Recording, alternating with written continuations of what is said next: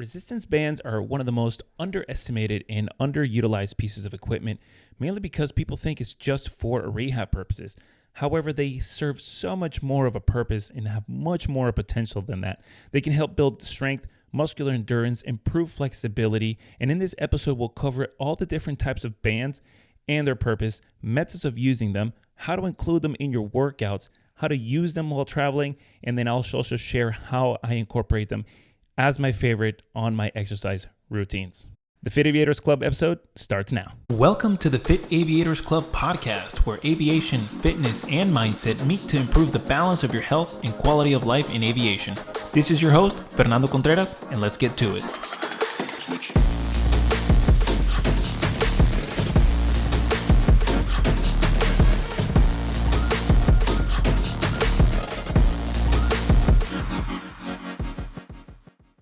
This episode is brought to you by Garmin Aviation. You know I wear the D2 Mach 1. I absolutely love the D2 line for its aviation aspect and also, more importantly, its fitness and how you can incorporate that to your daily life, daily living. Head on over to Garmin.com, go to wearables, filter it by the D2 line, and then you'll be able to find there the X10 and the Mach 1. Superb technology that Garmin has always had since I first got mine back in 2017. They've always led the industry in its superiority in every specific niche that they get, and they are absolutely reliable. So head on over to Garmin.com and get your D2 watch today. All right, so let's break down the basics of using the different types of resistance bands and their purpose. So there are different types of bands designed for different modalities of exercises and their variations. So among these types of bands, we'll cover the therapy resistance bands. So these are very nice and thin, as you can see. These loop specifically, but these are the only ones that I have. Technically, the therapy bands don't loop. They're just one straight band, but they're as thin as these are. Then we also have the tube bands, which are pretty much like a tube like this, and they also incorporate a handle, which is pretty nice. Then we finally have the power resistance bands, which are pretty thick, and they actually come in a loop, so you can actually loop these around certain things. And then we also have the glute bands. These are pretty famous and very well known, but they actually look like this. They're also looped, but they have a different kind of elastic material, and the way you use them is a little bit differently. So one of the key points is to understand that whichever type of band that you use, they will have different resistance. And that's actually very easy to distinguish because, as you've noticed, they have different colors. So based on their color coding, they actually have the amount of resistance. So if I pull this one up, you can actually see here, I'm going to put it to the camera, it's about 40 to 80 pounds on this resistance, and it's color-coded purple. On this green one, you can already tell it's a lot thicker and a lot longer. So, or maybe not necessarily longer, but it's just a lot thicker. You can actually tell here this one's from 50 to 125 pounds. I don't know if you could see that very well there, but it's very important to know. So the reason why I mentioned this is because not all the resistance band brands have the same color coding. This is one brand. This is another brand, and if they were both power resistance bands, they may have different color coding. So if you are using bands that are not yours and you go to a specific gym, it's always just good to check what the resistance is that you are going to be using. Another point is that you can also adjust the tension within the band. And you're not actually just doing anything specifically to the band. It's actually you that are going to be adjusting to how close or how far you stand away from the anchor or the anchor point. So the anchor point is pretty much somewhere where you take this band and you anchor it to a fixed structure. You want to make sure it's nice and sturdy and it's safe, that you can pull the band and not bring the whole structure with you.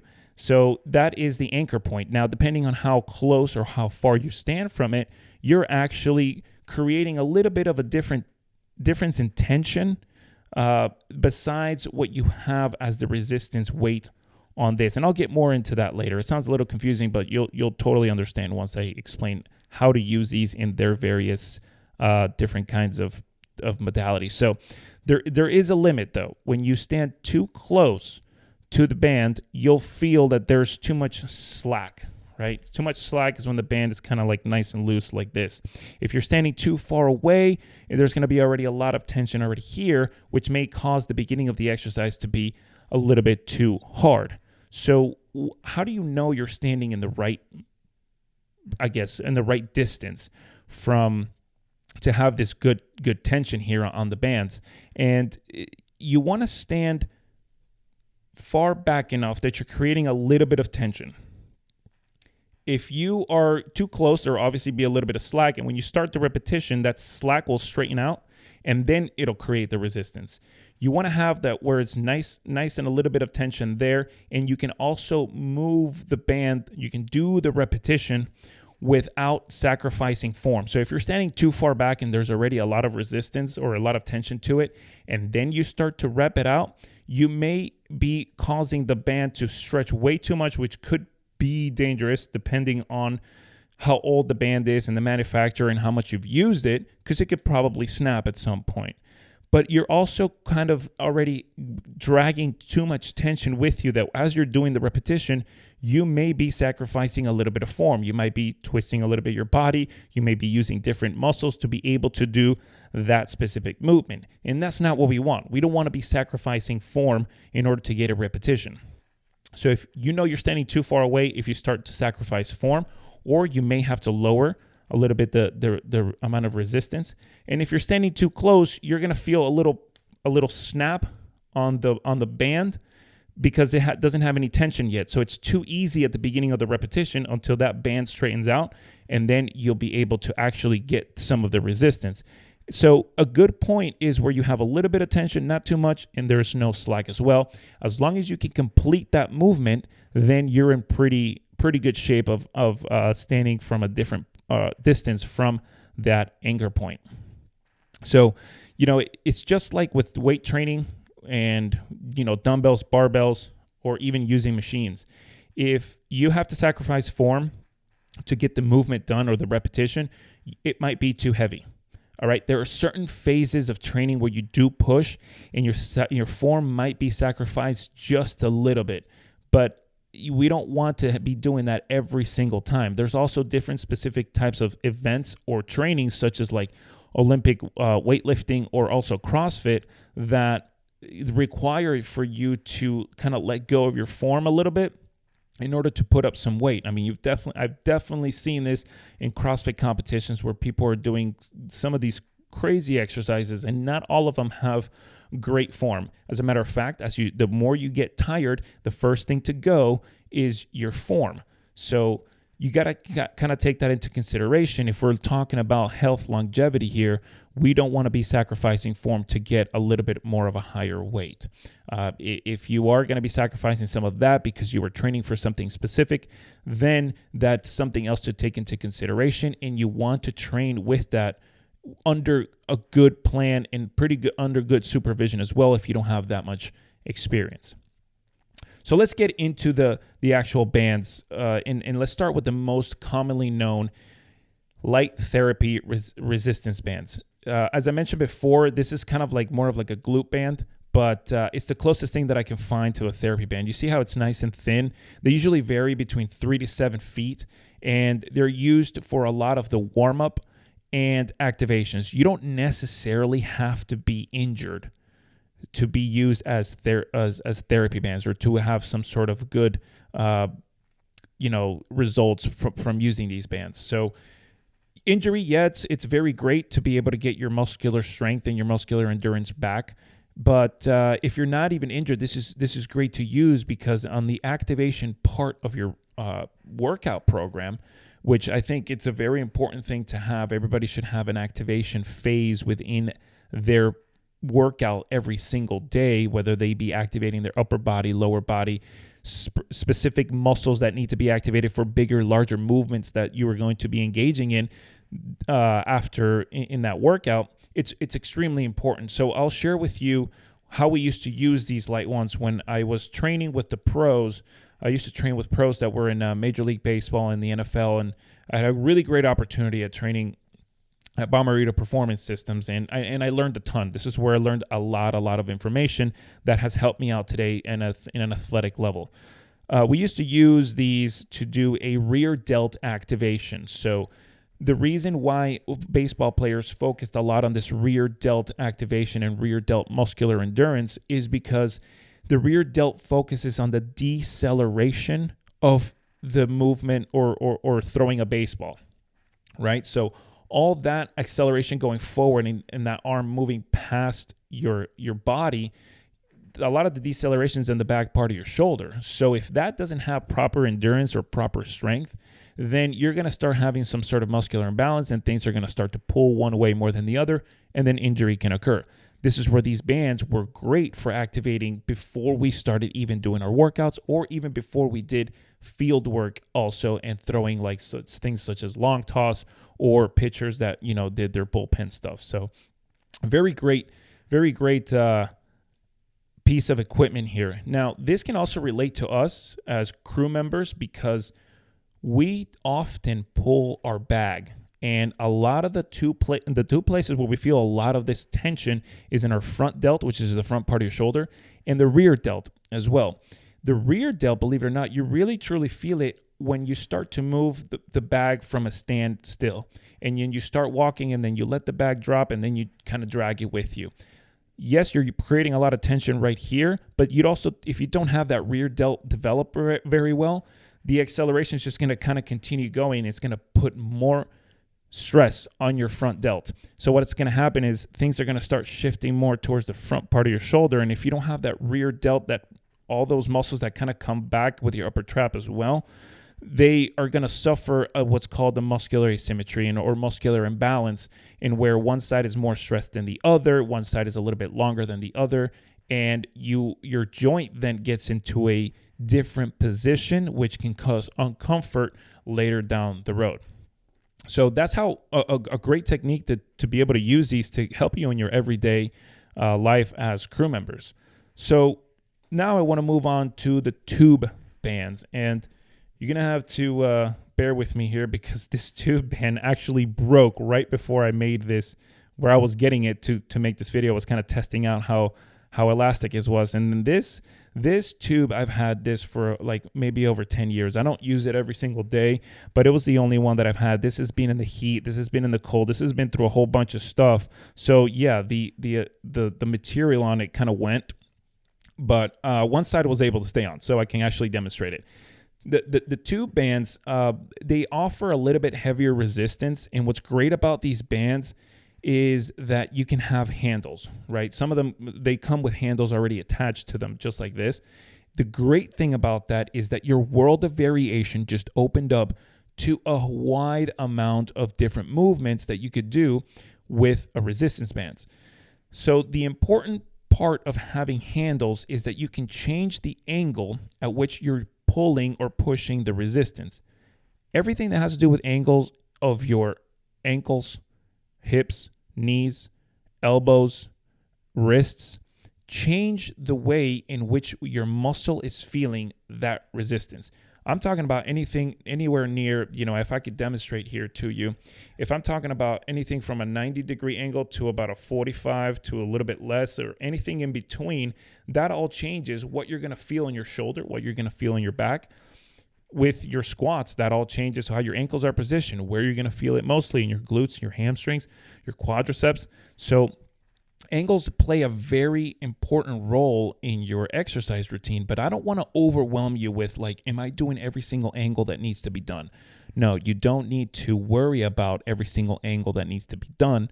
But one important, the most takeaway that you can get from this is that the handles and you being able to change the angle in which your wrists are or all these other parts of your body is that you're not going against so much of your limited range of motion. So if you're on a machine, you're kind of fixed in that position, and you push or you pull on that machine, and you can't really have a lot of flexibility or variability on your shoulder movement or your wrist movement, on your elbow placement. So you're stuck to that kind of position. And if you are not if your range of motion is not there for that specific movement, you are going to, one, not get the best optimal results out of that movement, and two, you actually may get hurt because you are trying to push through a range of motion that your body's not capable of yet. The great thing about bands with the handles is that you can actually kind of move the angle to wherever it feels that you can get more range of motion, and then you notice where you are, and if there is any sort of asymmetry or any sort of, it's like if it's not looking the same on both sides of your body, then you kind of start working your way slowly by changing the angle slowly on your wrist to then kind of get that range of motion, work on that range of motion gradually to where it needs to be, rather than if you're just fixed and you try to go to that range of motion right away, you are not gradually getting to that point. Everything is thought about when you're looking at things in sports science and physiology. You're looking at how the movement is going through a joint or how the movement is going along the fibers of a muscle. And this is just absolutely great to be able to have that kind of variability in your workouts. You don't want to be stuck to a specific, I would say, placement on your joint, and then you have to push or pull from there. So again, the point is not to do the exercise in a place where it gets comfortable. That's one of the points, but the point is that if you just do that and you don't work your way towards that good range of motion or that symmetrical line of movement, then you're always going to work one side more differently than the other, and that's not the point. The point is that you kind of bring back both to where they need to be, but gradually by changing the angle of this. So hopefully that makes sense. If you're not getting able to see the video version of this, hopefully that's making sense through just audio. But if you are watching the video, you can kind of tell how this makes sense with using the handles. So another cool aspect about these tube bands is obviously this is one brand that I got, and a lot of them are coming like single just like this, but some brands you can actually buy like a set, and they also come with different obviously colors and different tensions. With these sets, you can actually with clips clip on more than one tube band together, and you can actually play around more with what kind of resistance you would like. So it's pretty neat. Not all of them offer that, but they do, and I've seen them a lot more commonly on Amazon now. You can kind of get that pack of tube bands. You can clip them together, and now you're able to do even way more of a variety of exercises than you can with just one, because sometimes with just one, no matter how far away or how close you stand from the anchor point, it's just going to become easy for you, or not easy for you, but you're going to get adapted to it very easily. So your tolerance to it, to be able to pull that resistance, you're going to have surpassed it already. So you need more of a challenge, and that's really great with that. So I usually take these on my overnights, and when I was at the regionals, I would actually use these bands a lot more than going to the hotel gym downstairs. The reason being was because the gym downstairs probably only had ellipticals and treadmills, and I really wanted to get some sort of movement on different kinds of exercise modalities with repetitions as well. So I could actually hook these up to certain parts of furniture in the room, and always making sure that furniture was nice and sturdy. I would wrap it around, or even stand on the middle of this and do like curls, overhead press. You can even squat with these. It's really, really great, and it's very convenient to be able to take with you on the go. The other part is that since these offer a little bit of more resistance or a wider range of resistance, they're not very on the light side. You can get them lighter or heavier, and they actually worked really well, speaking about the handles and being light, with an injury that I had, and I was recovering. I think I used them when I had the inguinal hernia, and when I got that, I really refrained from using weights for about maybe 2 months after my surgery, or after I was cleared okay to be able to start exercising again.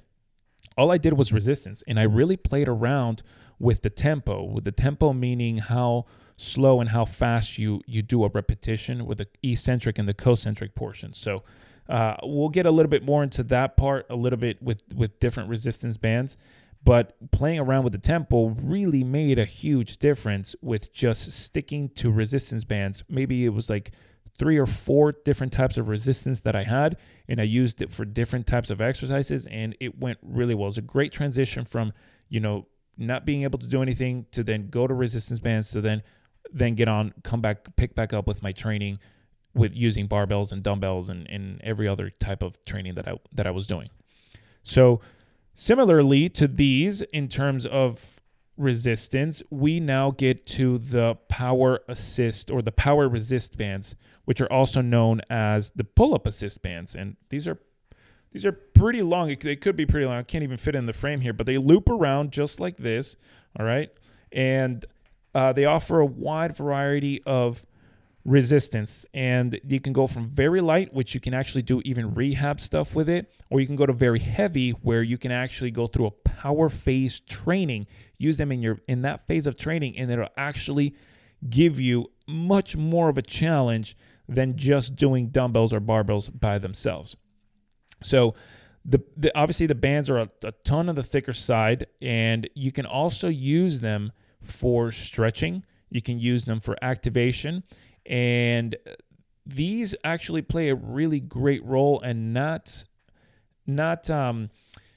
using them so much for resistance throughout a movement, but actually how much you can pull your muscle on a stretch. So for example, one of my favorite ways to use this resistance band for stretching is you're laying down flat, you're looking face up, you kind of wrap one side or one loop around your foot, maybe closer to your heel, and then as you're laying down, you grab the resistance band, which is going to be on top. You're going to raise your foot straight up, and you're going to pull slightly back on that resistance band. The heavier that resistance band, the more of a pull you're going to get without doing too much effort. If you go to a lighter version of that resistance band, you're going to have to pull a whole lot farther back to feel the same stretch. So, it's not just resistance during a movement or how hard is your muscle having to work. You're actually seeing how little you have to do work to be able to stretch even more. So that's a really cool aspect about using these power resistance bands. And they don't have handles. However, these, I got them with adaptable handles. It actually comes with like a little hook, and you can put a handle in here. It's not as smooth as it is with the tube bands, but it can get the job done if you really wanted to be able to use them. So my favorite way of using these power resistance bands is actually mixing them with barbell and dumbbell. My favorite way to use these is, for example, in a dumbbell bench press. What I do is I'll actually demonstrate with the lighter one so that I could maybe try to fit in here. But when you have the loop around like this, you can actually put your hands in between like that. And what I would like to do is I would like to put this in my palm right here, where I have the band, and I can just grab the band just like this. The band would first go behind my back as such, like this. So it's behind my shoulder blades right here. And I'm limited on the amount of screen that I can show you this in. But then I grab the resistance band inside my palm, just like that. Okay, you can actually put your whole hand inside if you want, or kind of wrap your thumb. It's really hard to demonstrate right now. Obviously, I'm not in a gym setting, I'm sitting down. But then what I do is I either tell a spotter to be able to pass me the weight, the dumbbells, and they pass it to my knees, which are obviously right down here.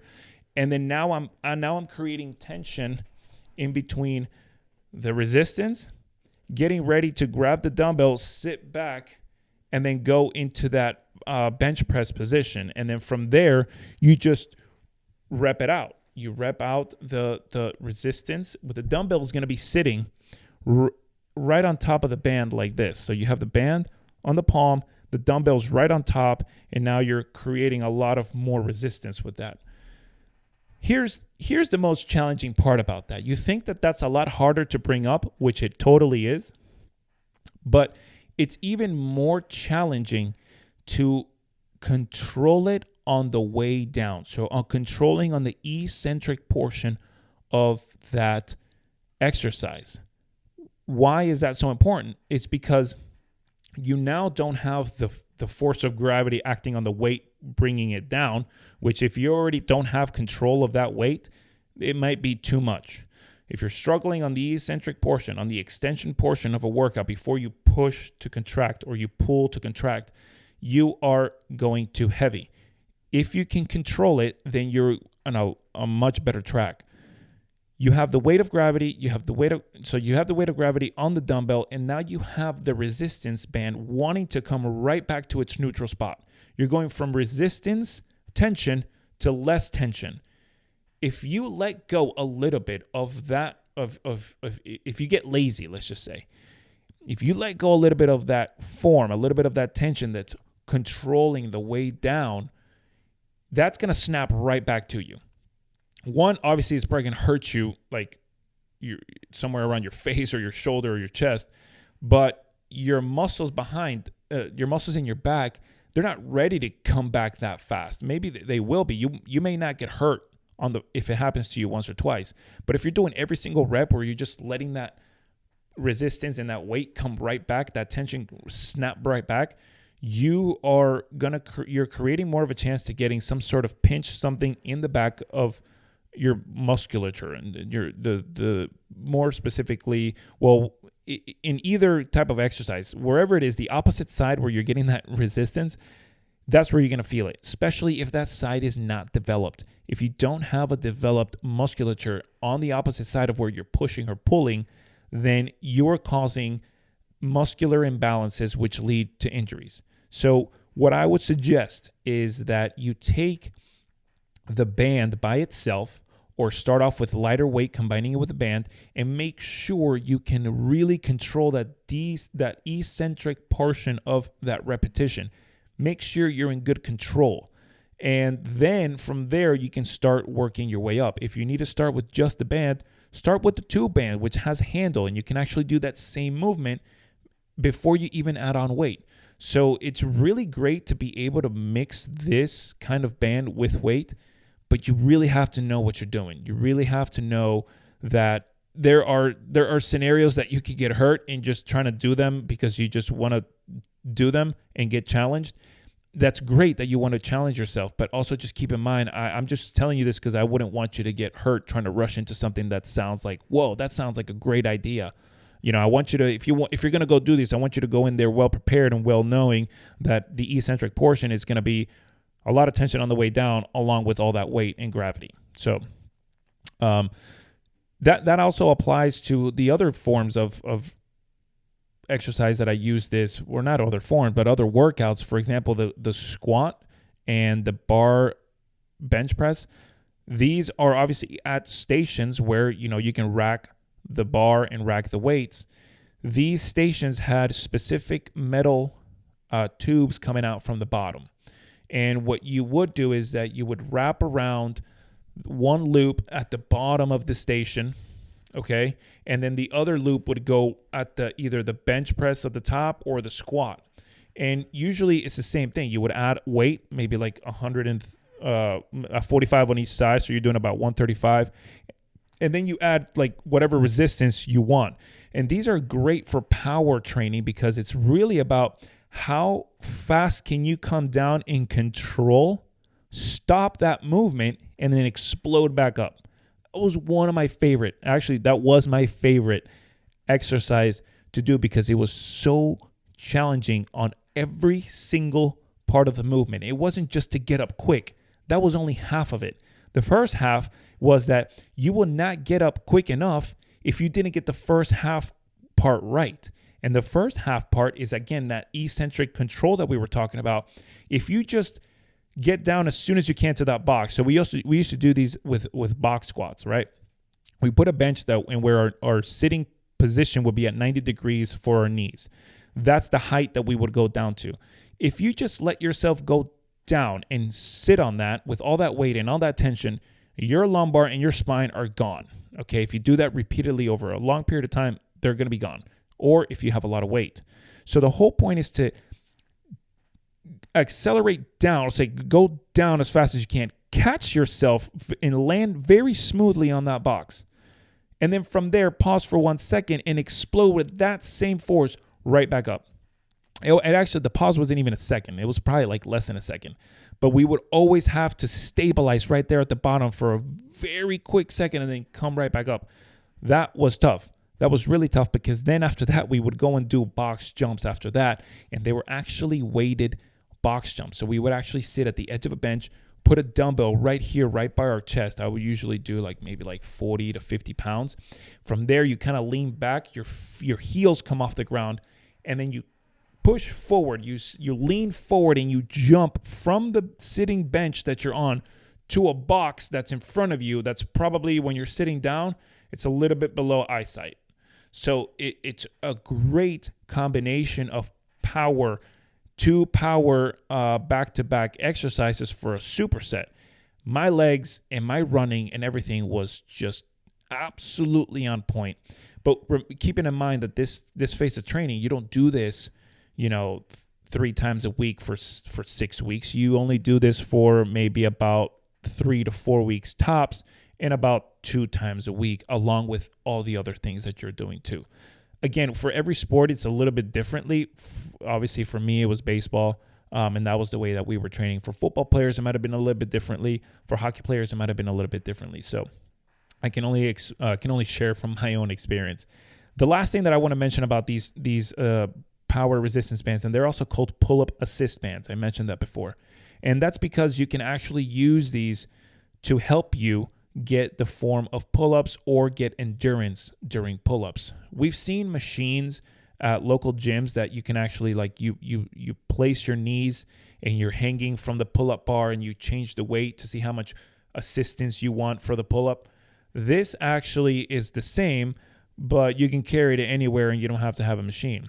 So the way that you can set yourself up for a pull-up assist, you take the straight bar, you take the band, you throw it up on top of it, and it's going to come down the other side. You open one of the loops, you bring one loop inside the other one, and then you pull on the band down until you have a good anchor point at the top. Then you're going to pull on that resistance band, wrap it around your knee, and then get into the pull-up position. From there, you're already going to start the resistance band wanting to bring you up, depending on how heavy the resistance is. You're going to feel it already starting to want to pull you up. You're going to get into your pull-up position, and then you're going to start repping those out. Great way to get, if you're not good at pull-ups, this is a great way to start, because it's going to create that repetitive movement, in which we call muscular endurance, in that form over time. So that's also going to help you gain strength, but it's also going to help you be able to go through this movement for more than 2 or 3 repetitions. And that's muscular endurance. And well, actually way more than 3 repetitions. It's probably more like 10, 12. So that's really great to establish form, establish endurance, and establish strength. If you're already good at doing pull-ups, what you can do is you can knock out, and this is what I do, I'll do 10 good pull-ups with really good form. I may feel like I'm starting to I could push through another 5 without any help, but what I'll do is I'll put on the band and then I'll start doing another 5 to 10. That way I make sure I'm helping myself with that muscular endurance, and then I'm also keeping my form in pretty good shape. If I started doing the next 5 pull-ups with bad form or really struggling to get there, I could. I'm really building on that strength as you're going. But I find it a lot better to be able to come into this resistance band, and then after that, I start seeing 2 to 3 weeks later, I can do 15 with no problem at all. And now I'm going from 15, the next 5 will be 20. And then that's how I go. You could kind of push through without the resistance band. That's a different type of way of doing it. I just kind of try to train in a way where if I'm keeping my posture good throughout the whole movement, I think I value that more than just trying to get something else. Just because I'm just looking more of if I'm training for the long term, right? And I'm not going for something specific. I'm not a pro athlete or anything, so I don't have to be training in a specific way. That's the way I'm going to go for. I'm going to go for longevity. So yes, this is a really great different ways that you'll be using all these different types of bands. You don't have to get all these different types of bands. Hopefully you have learned something where you can kind of, get the band that fits you the best. But we still have one more to talk about. So this is probably one of the most popular ones that you have seen aside from the band therapy ones. We have the small loop bands. All right, and these are also known as the glute bands. They also come in color, as I wanted to demonstrate here. This is what it looks like on the outside. On the outside, you have the amount of resistance, obviously, and then the inside is a certain color, right? But these are actually, they're not like rubbery like this. It's a different type of material. Some are like fabric. This is obviously a fabric one. This looks very good quality, good material that's going to stretch.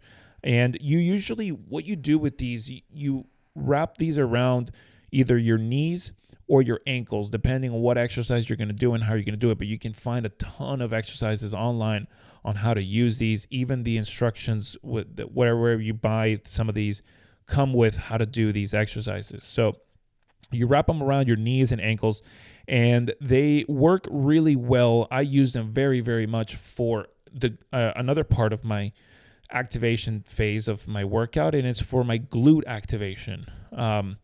You actually do these in band walks. I'll do lateral band walks, diagonal band walks, and these really, really do a great job at activating your glutes.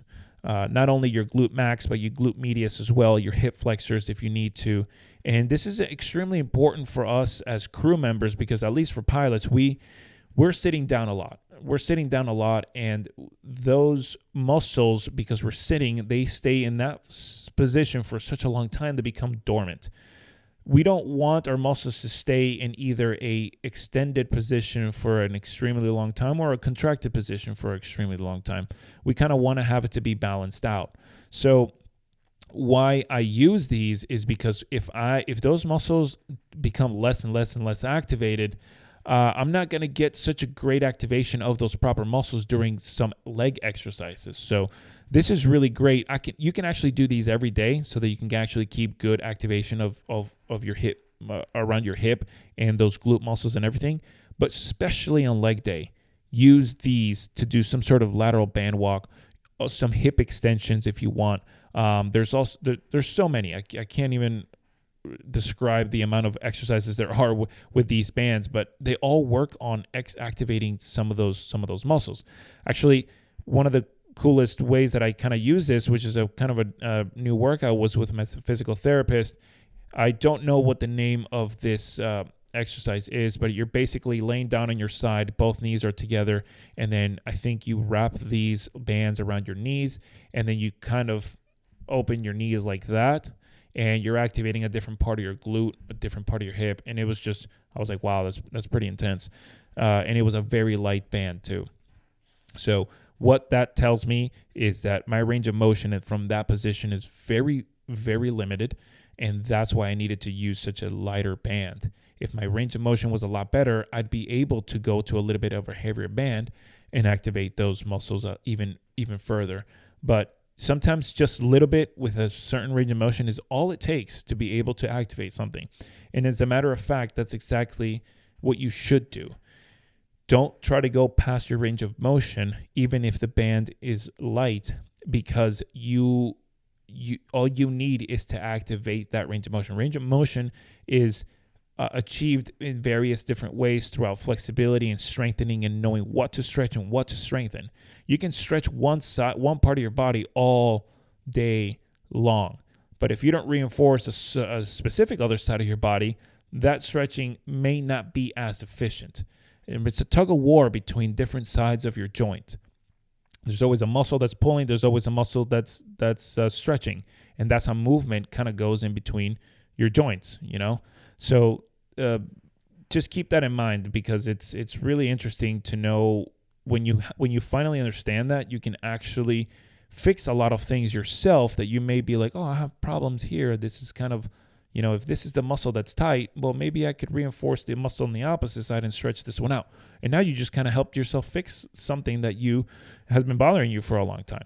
So that's another great way to use these glute bands.